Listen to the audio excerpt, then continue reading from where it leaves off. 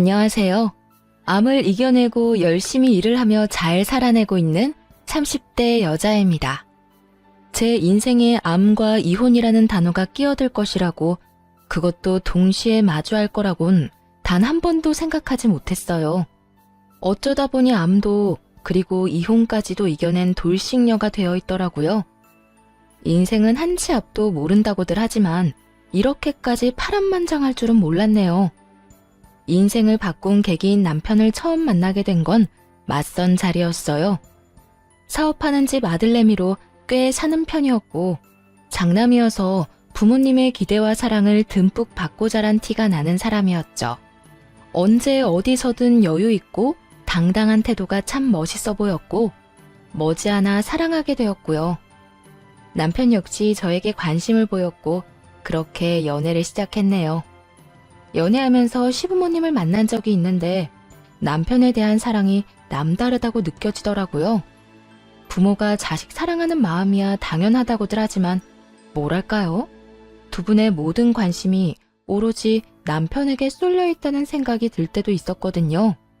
오죽했으면 시누이가 이런 말까지 할 정도였으니까요. 언니, 나 시집 일찍 간 거 알고 있죠? 그게 다 제가 한평생 장남 사랑에 뒤로 밀리다 보니 사랑에 목말라서 결혼을 빨리 해버린 거라고요.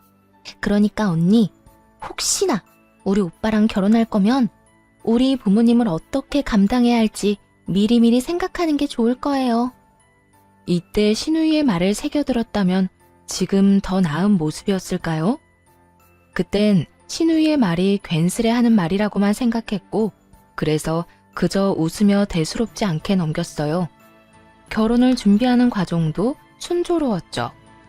시댁보단 아니어도 저희 집도 여유가 있는 편이라 예단을 비롯한 혼수 준비도 평탄했고요.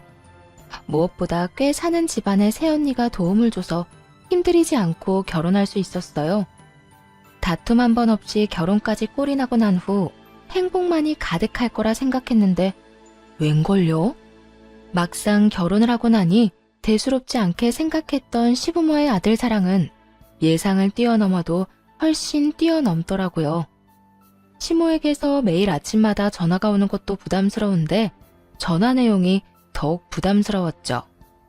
아가, 잘 잤니? 네, 어머님. 잘 주무셨어요? 그래. 그나저나 오늘 아침은 뭘 준비하고 있니? 혹시 아침부터 빵이나 먹여서 보내려고 하는 건 아니지? 우리 아들은 아침에 빵 말고 밥 먹는 거 좋아하니까 꼭 밥해 먹이거라. 아침엔 고춧가루 들어가는 찌개는 끓이지 말고 맑은 국물로 끓이고 반찬 같은 것도 소화시키기 쉬운 것들로 하고 말이야. 네? 네. 그렇게 하도록 할게요. 그리고 내가 생각을 좀 해봤는데 점심은 도시락 좀 싸주거라. 아무래도 밖에서 먹는 음식보단 집밥이 건강에 좋지 않니? 네 신랑이니 수고스럽더라도 네가 도시락 좀 챙겨줘. 알겠니? 난감하더라고요. 저도 아침을 꼭 챙겨 먹던 터라 아침이야 함께 먹으면다고 하더라도 출근 준비를 하며 남편 도시락까지 싸는 것은 부담이 되는 일이었으니까요. 그 순간 알겠다고 대답할까 싶기도 했지만 나중에 거짓말을 들키기라도 하면 더 큰 불호령이 떨어질 것만 같아 그냥 솔직하게 말하기로 했어요. 어머님, 아침밥은 말씀대로 다 할 수 있는데요. 도시락은 아무래도 힘들 것 같아요. 저도 회사 출근 준비도 해야 하고 아침 차리고 뒷정리까지 하면 아무래도 시간이 촉박해서요. 그리고 요즘 밖에서 먹는 음식 예전처럼 그렇게 막 만들지 않아요. 건강식으로 잘 만들어 파는 곳도 많고요. 어떤 식당은 집밥보다도 더 영양가 따져서 식단 짜는 곳도 있고요. 그렇잖아요. 요즘 식당이 예전처럼 조미료 폭탄에 간만 세게 하는 것도 아니고 다들 건강을 중시하니 집밥보다도 더 정성스레 요리해서 팔곤 하니까요. 그래서 한 끼쯤은 밖에서 먹는 것도 상관없다고 생각했는데 시모는 이 말을 듣자마자 통보식으로 이렇게 말하더라고요. 그러면 회사를 그만두거라. 네? 지금 저보고 퇴사하라는 말씀이세요? 왜요? 왜긴 왜야. 너 출근 준비 때문에 우리 아들 도시락 못 사준다고 했잖니. 그까지 퇴사 다녀봤자 몇 푼이나 번다고 우리 아들 도시락을 못 사주니? 그까지 푼 돈 내가 다달이 줄 테니까 회사 그만두고 집에서 살림이나 해. 시집을 왔으면 남편 내조를 똑바로 해야 하는 법이란다. 순간 이건 아니다 싶어 확실하게 하고 넘어가야 한다는 생각이 들더라고요. 월급을 위해 회사에 다니는 것도 맞지만 오로지 돈 때문에 회사에 다니는 건 아니었어요. 꿈꾸는 바가 있고 하고 있는 일에 대한 자부심도 상당했거든요. 결혼을 했다고 해서 시모의 말처럼 내조나 하며 살 생각은 전혀 절대로 없었죠. 그리고 지금 참고 넘어갔다간 앞으로 어떤 일로 어디까지 간섭을 하고 들지 상상조차 되지 않았고요. 어머님, 죄송한데 전 남편만큼 제 커리어도 중요해서 회사를 이렇게 그만둘 생각은 없어요.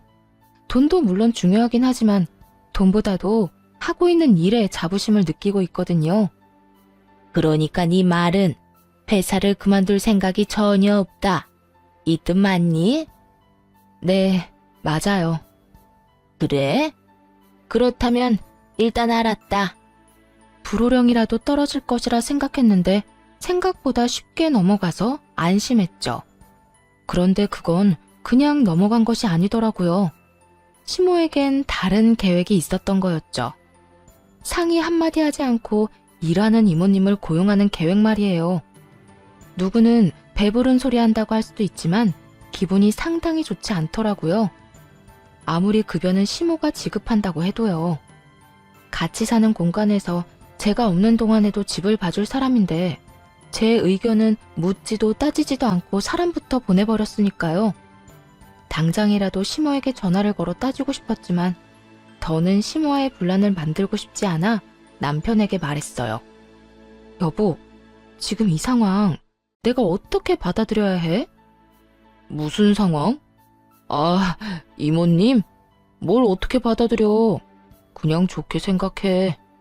엄마가 당신 생각해서 보내준 건데 뭘 그렇게 심각하게 생각해? 돈도 엄마가 주겠다. 당신은 그냥 즐겨. 그러면 되지. 그냥 즐길 수가 없는 상황이잖아. 아무리 어머님이 내 생각을 해서 보내준 사람이라고 해도 우리 집에서 살림에 손댈 사람인데 적어도 나한테 상의는 했어야지. 어떤 사람인지도 모르는데 찝찝하잖아. 별 걱정은 다 한다. 우리 엄마가 설마 이상한 사람을 집에 보냈겠어? 걱정하지 말고 그냥 즐겨. 아침마다 당신이 밥 차리고 뒷정리하는 거 사실 나도 마음이 좋지 않았다고. 이모님이 다 해주니 나도 마음 편하고 당신은 몸 편하고 얼마나 좋아? 남편은 대수롭지 않게 생각하고 있었고 결국 대화를 포기해버렸어요.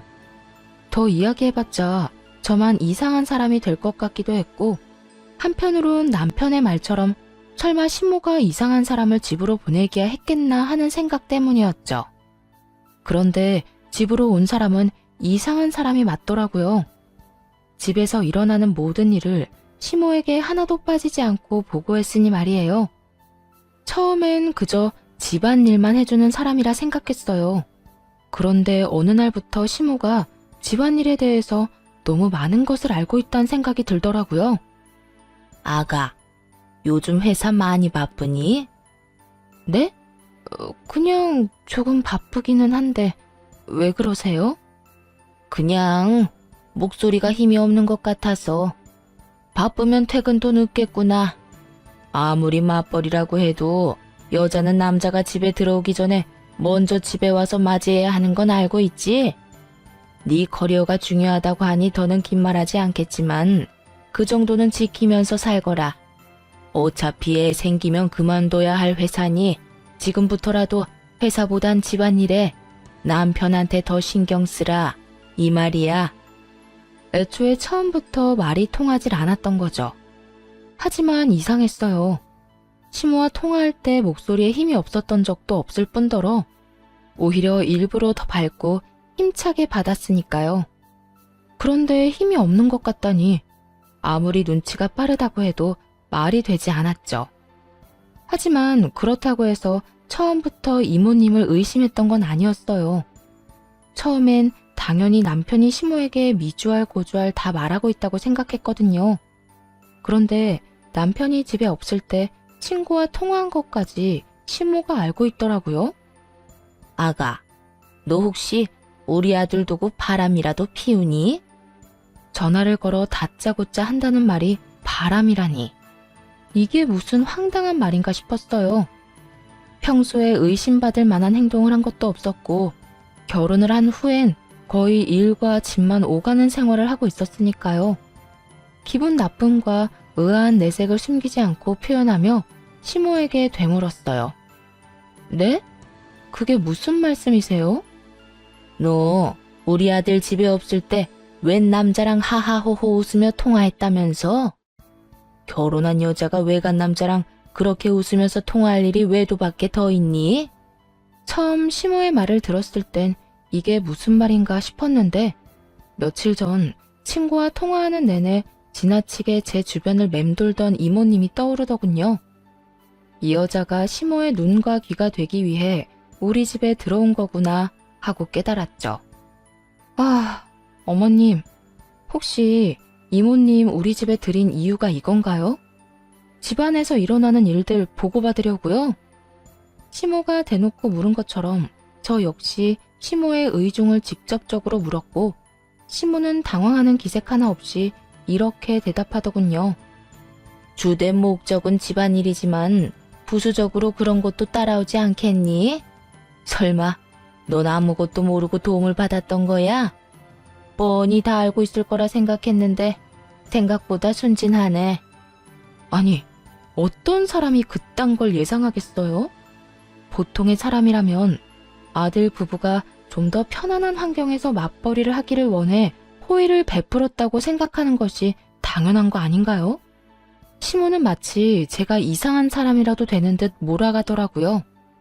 이미 도시락 사건에서부터 잘 지낼 수 있는 고부 사이는 물 건너간 후였기에 참지 않고 할 말을 했습니다. 순진해서가 아니라 보통 사람들은 그런 생각을 전혀 하지 못하죠. 하여튼 무슨 말을 어떻게 전하고 들었는지 모르겠지만 그냥 친구예요. 그냥 친구?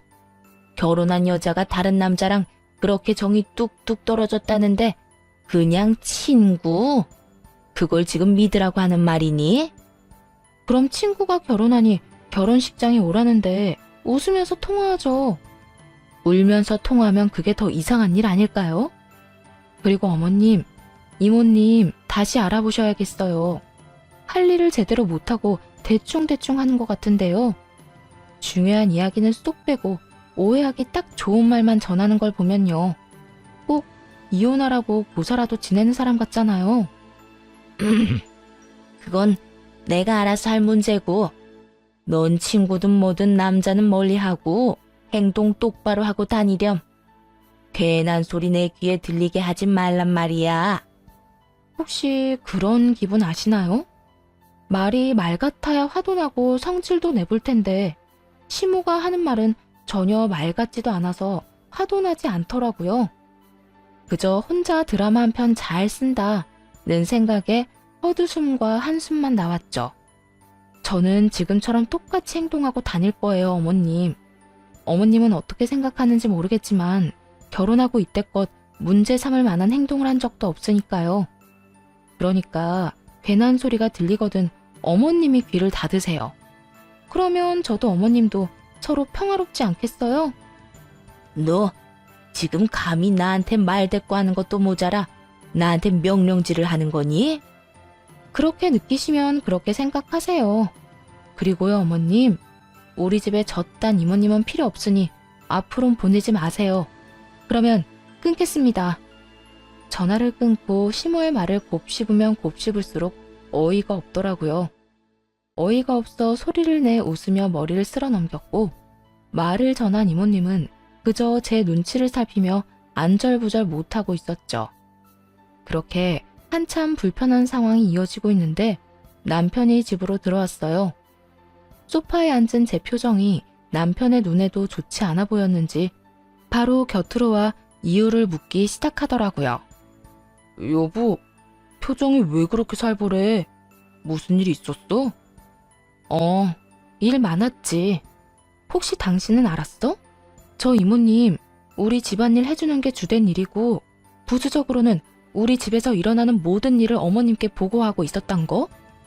다시 되짚어봐도 시모의 행동이 이해가 안 되는데, 남편은 태연하게 이렇게 대답하더라고요. 그래? 진짜 몰랐네. 그런데 여보, 그게 그렇게 화낼 일이야? 그럴 수도 있는 일 아닌가? 뭐? 당신 지금 뭐라고 그랬어? 그렇잖아. 이 넓은 집에서 살면서 당신 살림 신경 쓰지 말라고 사람도 보내줬는데 그 정도는 우리가 각오했어야 하는 거 아닌가 해서 말이야. 시모에게 들을 때는 화가 나지 않았는데 남편의 입에서 똑같은 말을 들으니 참을 수 없이 화가 나더라고요. 잘 들어. 당신이랑 어머님은 어떻게 생각하는지 모르겠는데 난 전혀 그렇게 생각 안 해. 지금 당신 집에서 나한테 하는 이 모든 행동들 엄청 경우 없는 행동일 뿐만 아니라 해서는 안 될 행동이라고. 도대체 며느리 감시하려고 집으로 사람 보내는 시댁이 어디에 있어? 당신 지금 우리 집 욕하는 거야? 배울 만큼 배웠다는 사람이 어떻게 이렇게까지 유치한지. 5살짜리랑 이야기해도 이것보단 수준이 높겠다 싶었어요. 결혼하기 전엔 전혀 몰랐던 모습을 본 날이었죠. 좋게 설명해도 남편은 똑바로 들을 생각이 없어 보였고 전 저대로 답답하고 화가 나는 상황이 반복됐죠. 당신은 이 상황이 얼마나 잘못된 건지 전혀 모르는 것 같네. 잘못은 확실히 짚고 넘어가자는 말이야. 꼭 이렇게 잘잘못을 따지고 들어야겠어? 우리 엄마 입장에선 걱정이 될 수밖에 없다. 이렇게 심플하게 생각하면 이해 못할 상황도 아니잖아. 당신이야말로 이건 상대방 입장에선 정말 기분이 나쁠 법한 행동이구나 하고 생각하면 끝날 문제 아니야?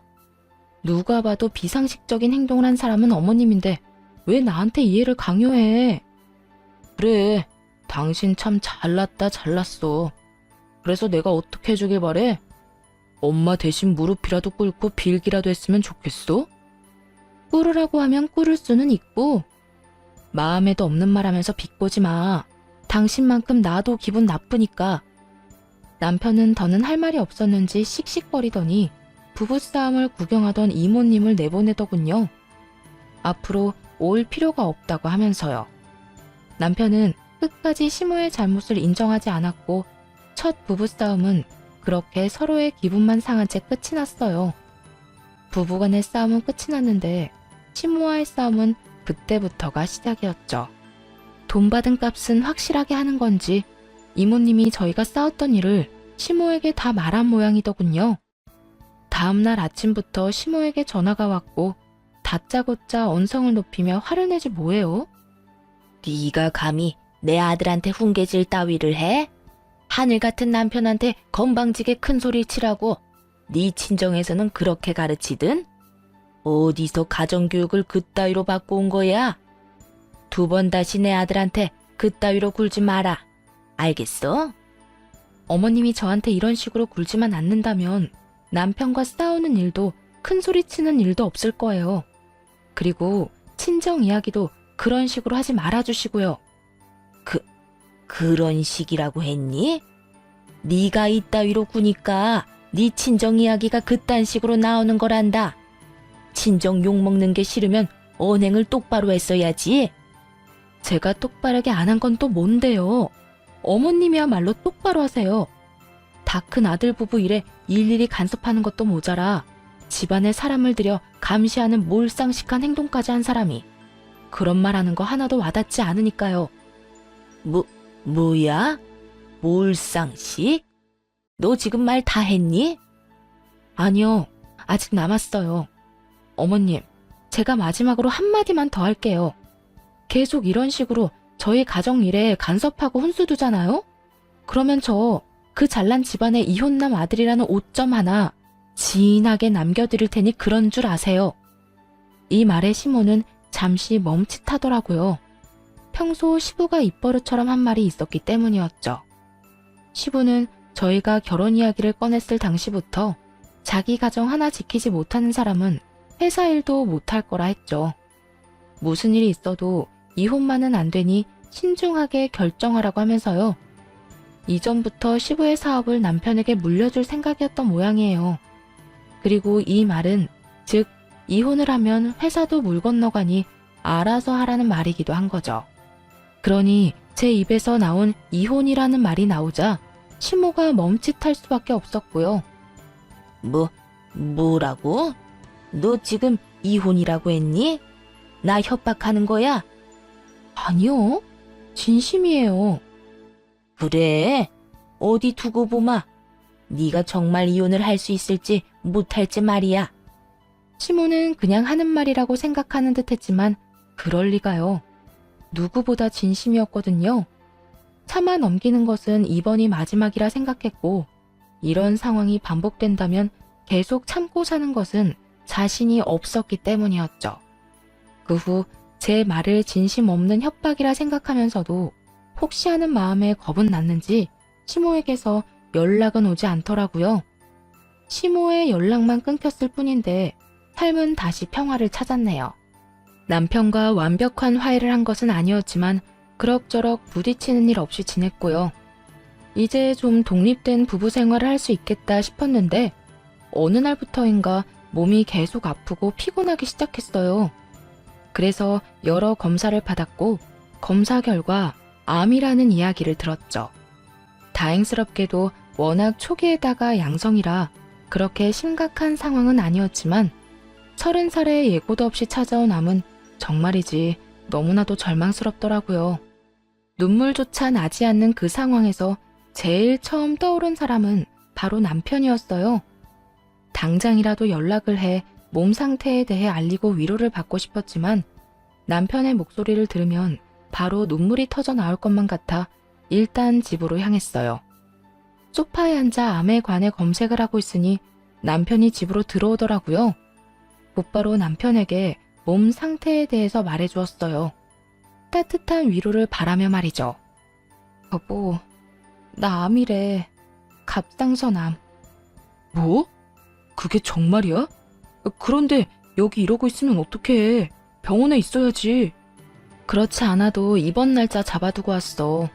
나 이제 어떻게 해? 너무 무서워. 어떻게 하긴 뭘 어떻게 해. 수술하면 되지. 포옹은커녕 괜찮냐는 말 한마디 없던 남편은 저의 손길을 피하며 안방으로 가 짐을 싸기 시작하더라고요. 마치 전염병에 걸린 사람 피하듯이 남편의 행동은 재빠르고 거침이 없더군요. 남편의 모습에 너무 당황스러워 말까지 제대로 나오지 않았죠. 당신 지금 뭐해? 짐은 갑자기 왜 싸는 건데? 당신 암이라며? 그럼 병원에 입원해야 할 텐데 그동안 나 혼자 이 집에 있어봤자 뭐해? 우리 집 가 있으려고. 병원에 입원할 때 전화해. 시간 내서 갈 수 있으면 갈 테니까. 할 말이 그게 다야? 그러면? 더 무슨 말을 해야 해? 병원비는 걱정하지 말고 치료나 잘해. 돈은 우리 집에서 해줄 거야. 아마. 몸이 건조한 남편의 언행에 마음이 무너지며 어떤 말도 하고 싶지 않더라고요.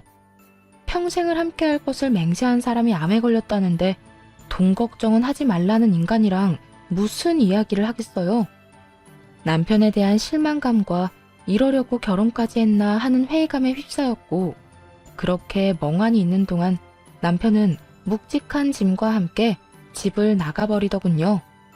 이어 집을 나서자마자 시모에게 모든 사실을 알렸는지 전화가 왔어요. 이야기 들었는데 너 암이라며? 에휴, 싫다 하니까 별꼴을 다 보는구나. 어떻게 병까지 걸린 애가 우리 집안에 들어온 건지. 에휴, 그래서 수술하면 괜찮다니? 며느리가 암이라는데 할 말이 그것뿐이세요? 그러면 내가 뭐라고 해주길 바라니? 눈물이라도 흘리면서 위로라도 해줄 거라 생각했다면 그런 기대는 버리거라. 지금 속았다는 생각에 화가 나 미칠 것만 같으니까. 어찌되었든 너 완치될 때까진 우리 아들 만날 생각도 말고 우리 집에 올 생각도 하지 말거라.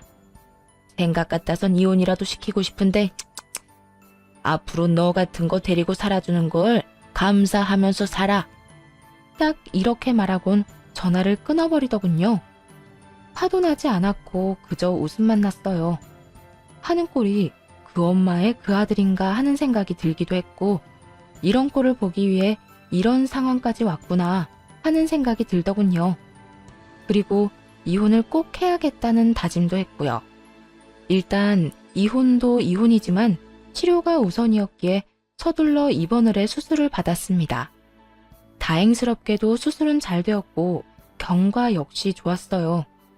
차가운 수술실에서도 적막한 병실에서도 온 머릿속이 이혼 생각으로 가득 차서인지 암을 견디는 과정에서 지치거나 힘들지도 않더라고요.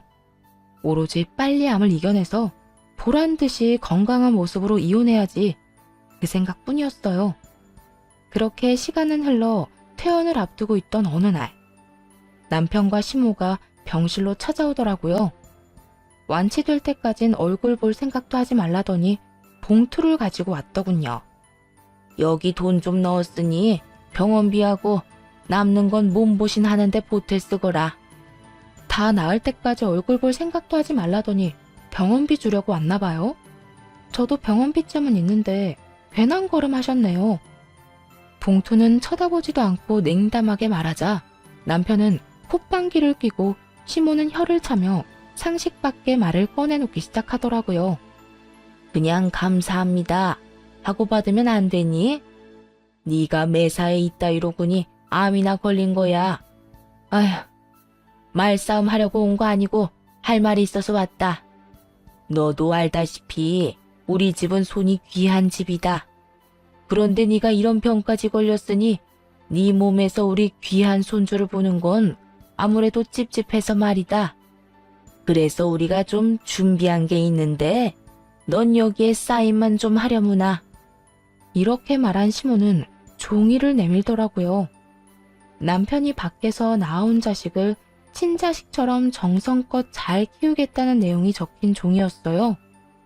그러니까 저한테 지금 찍소리도 하지 말고 남편이 밖에서 낳은 자식이나 키우면서 살아라 이 뜻이네요? 그래, 상황이 이런 걸 어쩌겠니? 우리도 너한테서 손주 보면 여러모로 좋지만 아무리 그래도 우리 귀한 손주한테 암 유전자를 물려줄 순 없지 않겠니? 대신 거기에 사인하고 잘 지켜주며 살면 앞으로 돈 걱정만큼은 하지 않고 살게 해주마. 당연히 이 모든 건 비밀로 한다는 조건에서 말이야.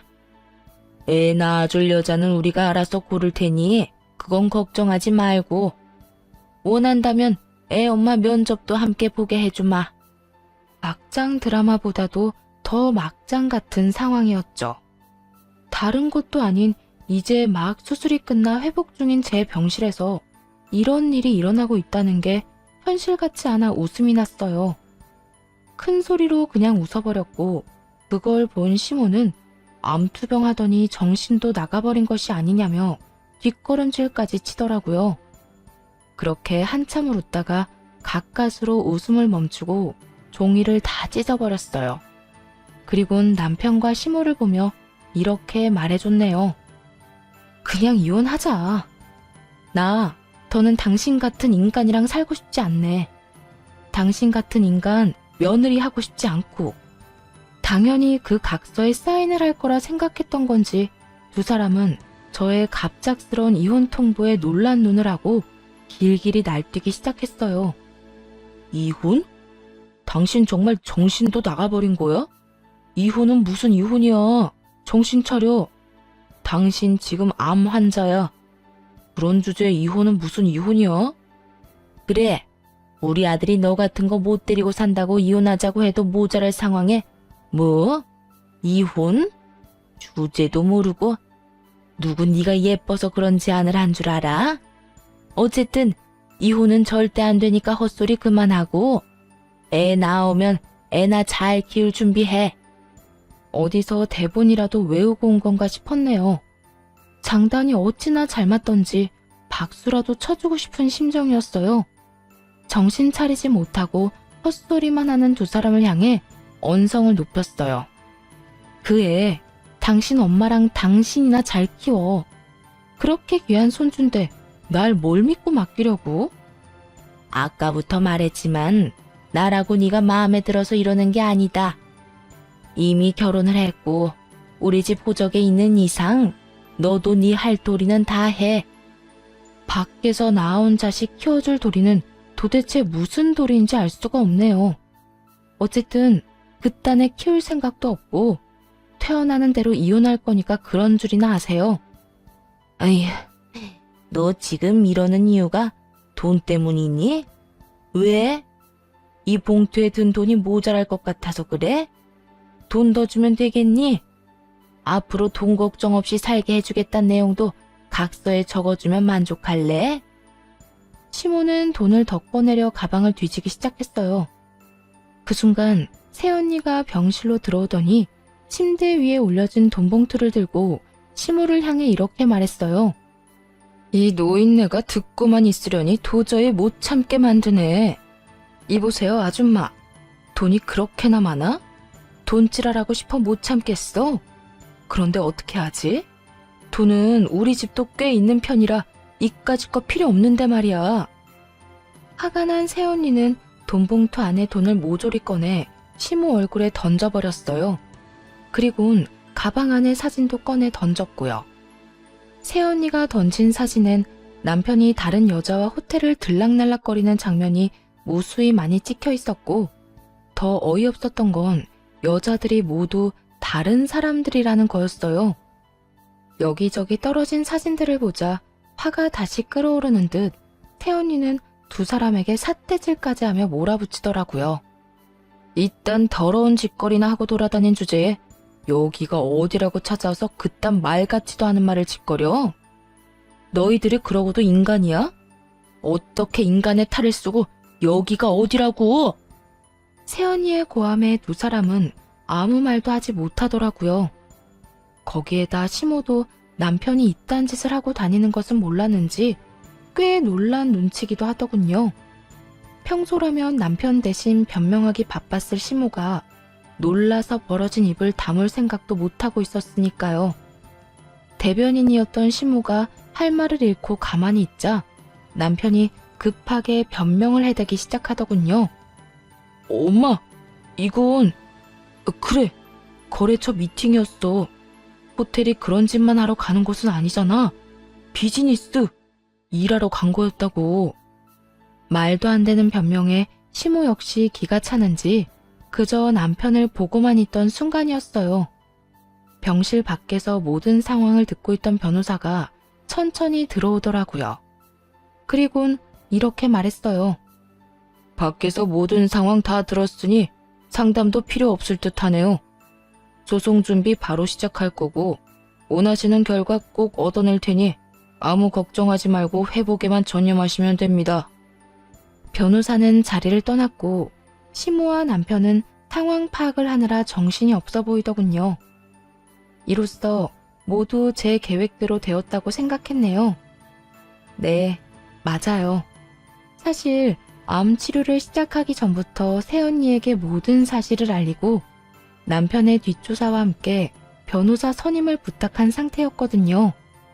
아무래도 집을 나간 남편이 얌전히 지낼 리 없다고 확신했기 때문에 새언니라는 조력자를 구해 이혼 준비를 했던 것이었죠. 재력이 남달랐던 새언니는 저의 부탁에 최고의 흥신소뿐만 아니라 최고의 변호사까지 선임해 날마다 병실을 오가고 있었고요. 그날도 변호사와 함께 병실로 왔다가 이 대화를 들은 것이었죠. 물론 이 대화는 모두 녹음한 상태였고요. 미혼남이라 거짓말을 하며 여러 여자를 만난 증거와 함께 병실에서 일어난 일까지 빼도 박도 못하게 된 거죠.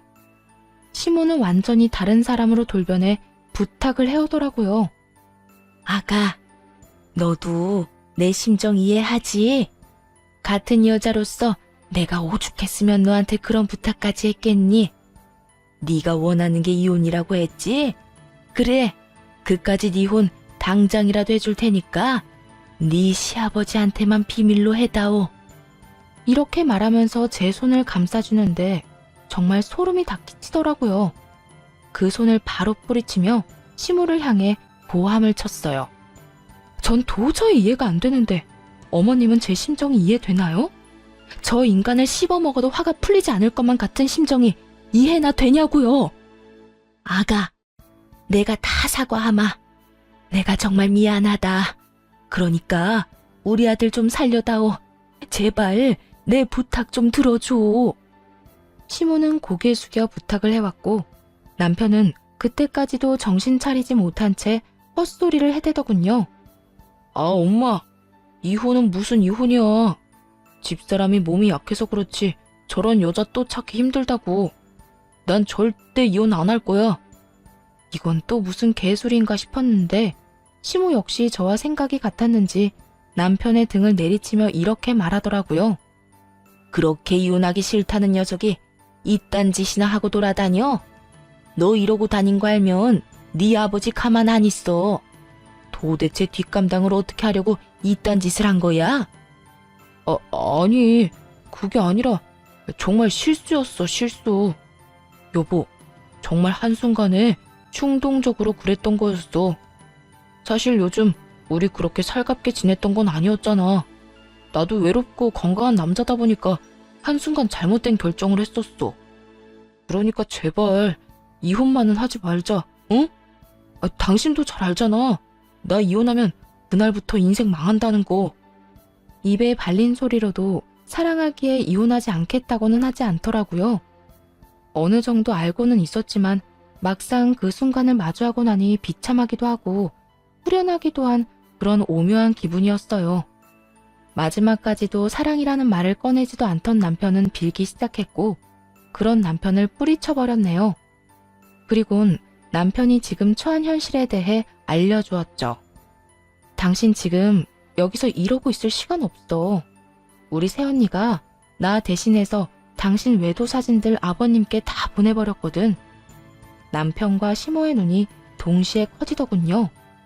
어떻게 해서든 그 자리에서 제 입을 막아보려 했었는데 이미 소용없는 짓이란 걸 알아버렸으니 여러 생각이 오가는 듯 했어요. 뭐라고? 그걸 언제 보낸 거야? 병원 오기 전에 퀵으로? 그러니까 나한테 이러고 있지 말고 얼른 가봐. 혹시 알아? 퀵 서비스보다 당신이 더 일찍 도착할지? 믿을 수 없었는지 남편은 따져 묻더라고요. 당신 꼭 이렇게까지 해야 했어? 이렇게까지 해서 당신한테 남는 게 뭔데? 그런 걸 묻기 전에 네가 나한테 한 짓이나 생각하지 그래? 내가 당신한테 뭘 어떻게 했는데? 남편은 진심으로 본인이 한 짓거리에 대해 자각이 없는 것 같더라고요. 이 말을 하는 남편의 눈빛이 진심이었거든요. 그런 남편의 모습에 더욱 화가 나 굳이 입 밖에 내고 싶지 않았던 말들을 꺼내놓기 시작했어요. 비참하고 또 비참해서 하고 싶지 않았던 말들이요.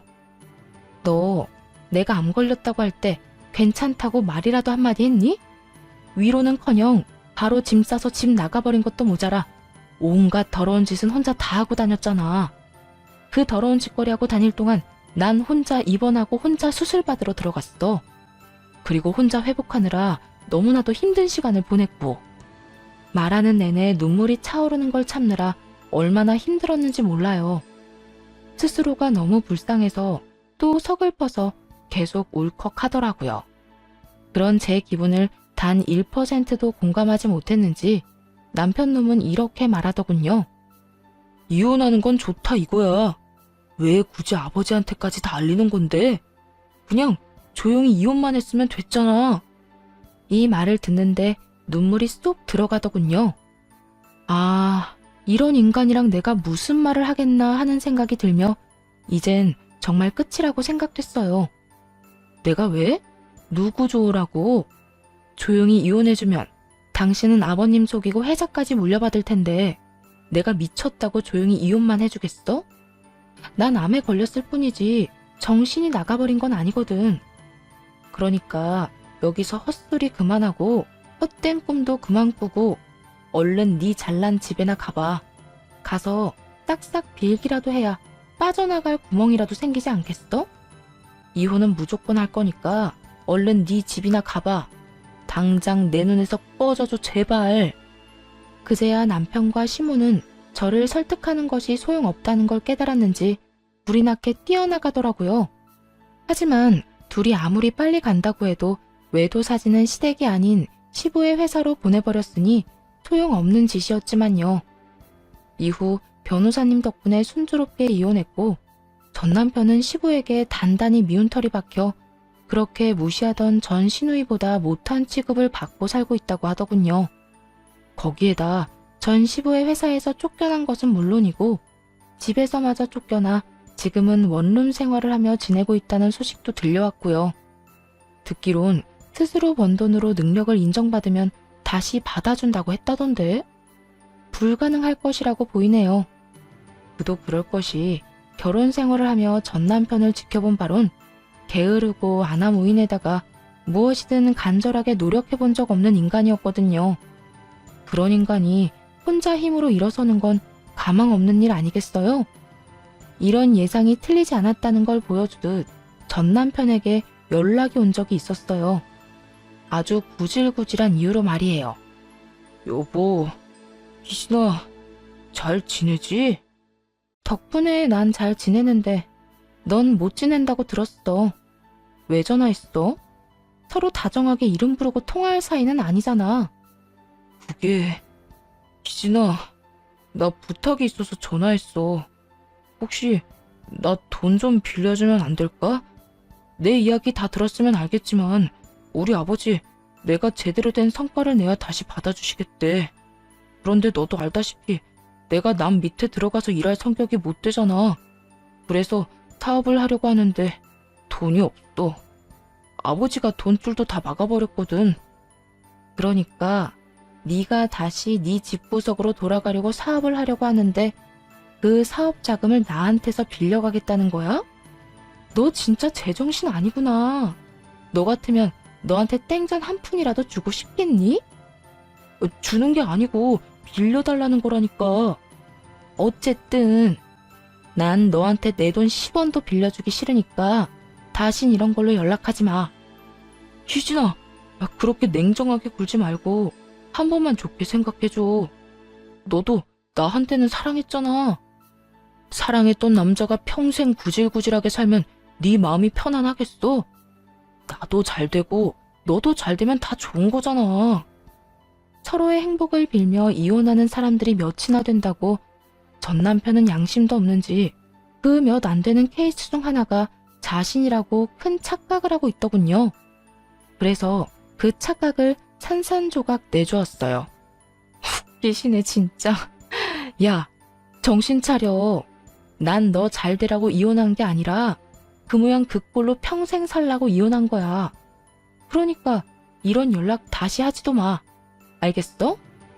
미친 소리를 하는 전 남편의 전화를 끊어버렸고 그렇게 그 집구석과의 인연도 끝이라고 생각하며 지냈어요.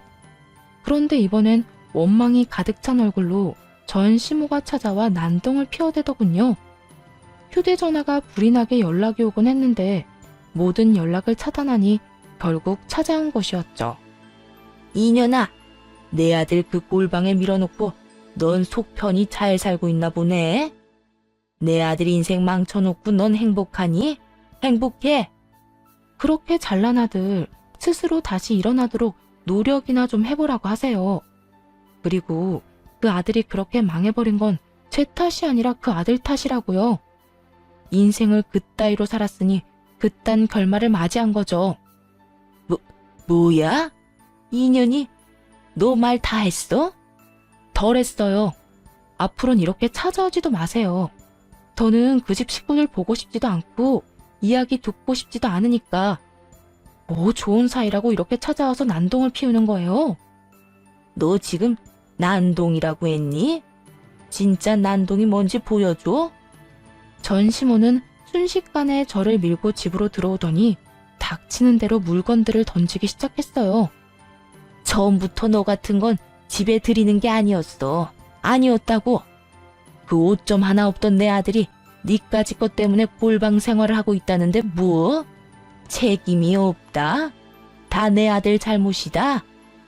고작 그딴 말이나 듣자고 내가 여기까지 찾아온 줄 알아? 당장 내 아들 책임지고 나한테는 무릎 꿇고 빌어. 다 잘못했다고 빌란 말이야. 잔뜩 흥분한 전시모는 이미 정신이 나가버린 상태였고 섣부르게 대항했다간 다칠 수도 있겠더라고요. 그리고 똥이 무서워서 피하나요? 더러워서 피하지. 전시모의 난동이 시작되자 경찰에 전화를 걸어 신고해버렸고 얼마 지나지 않자 경찰관들이 와 시모를 데리고 가버렸죠. 그 후 전시모가 입힌 피해는 다 보상을 받았지만 도저히 화가 풀리진 않더라고요. 똑같은 일이 또 반복되지 말란 법도 없기도 하고요. 그래서 전 시부에게 전화를 걸어 전 시모가 어떤 행동을 하고 돌아다니는지 모든 것을 알렸죠. 아버님, 잘 지내시죠? 그래, 넌 괜찮니? 몸은 좀 어때? 내가 먼저 연락해본다는 게 너한테 면목이 없어서 연락도 못했구나. 몸은 괜찮은데 며칠 전에 어머님이 왔다 갔어요. 뭐? 집사람이? 혹시 나쁜 행동이라도 했어? 네, 찾아와서 그 사람 책임지라고 화를 내더니 집안 물건은 다 집어던지고 난동을 부려서 신고까지 하는 일이 있었어요. 그래서 말인데 아버님이 어머님 좀 말려주시면 안 될까요? 곧 이사를 하긴 할 건데 그동안만이라도 마음 편히 지내고 싶어서요. 통화를 하던 당시 전 시부의 옆에 전 시모도 있었는지 이 말이 끝나자마자 전 시부가 전 시모에게 호통을 치는 소리가 들렸어요. 전 시모의 무조건 잘못했다는 목소리도 들려왔고요. 지금 다신 가지 않겠다는 다짐 받아냈다. 다신 찾아가거나 연락하는 일은 없을 게야. 미안하구나. 그렇지 않아도 여러모로 힘들 텐데. 네가 참 고생이 많구나. 아니에요. 이런 일로 연락드려서 죄송해요. 아니야, 괜찮아. 앞으로 이런 일 있다면 무조건 연락해다오. 내가 다 처리해 줄 터이니. 전 시부와의 통화는 확실히 효과가 있었어요. 더는 전 시모나 전 남편이 찾아오거나 연락이 오는 일이 전혀 없었으니까요. 들려오는 이야기엔 전 시모는 저를 찾아온 일 때문에 집에서 쫓겨났을 정도로 큰 곤욕을 치렀다고 하더라고요. 정말이지 그 집구석에서 전 시부라도 정상적인 사람이라 얼마나 다행인지 몰라요. 만약 전 시부마저 똑같은 인간이었다면 이혼이 그 인간들에게 복수가 아닌 새로운 출발을 돕는 길이 되었을지도 모르니 말이에요. 그 후 남은 치료를 무사히 마쳤고 지금은 건강하게 잘 살고 있어요. 만병의 원인은 스트레스라더니 온갖 스트레스가 사라지고 나니까 더 건강해진 기분마저 드는 요즘이에요. 회사는 병 때문에 그만둔 상태였는데 몸이 건강해지고 나니 마냥 쉬는 것도 싫더라고요. 그래서 요즘엔 작은 공방을 차려 무리하지 않는 선에서 일을 하고 있어요. 이혼을 할 당시 전 시부에게서 받은 돈과 전 남편, 전 시모에게서 받은 위자료로 차린 저만의 공방인 거죠. 한마디로 위자료로 차린 공방이 되겠네요. 이 공간에서 하루를 보내며 이런저런 사람들을 만나 이야기도 나누고 그때그때 만들고 싶은 작품들을 만들며 행복하고 재미있는 날을 보내며 살아가려고요. 혼자 사는 삶이긴 하지만 이 정도면 꽤 괜찮은 삶 아닌가요? 긴 사연 함께 해주셔서 감사합니다.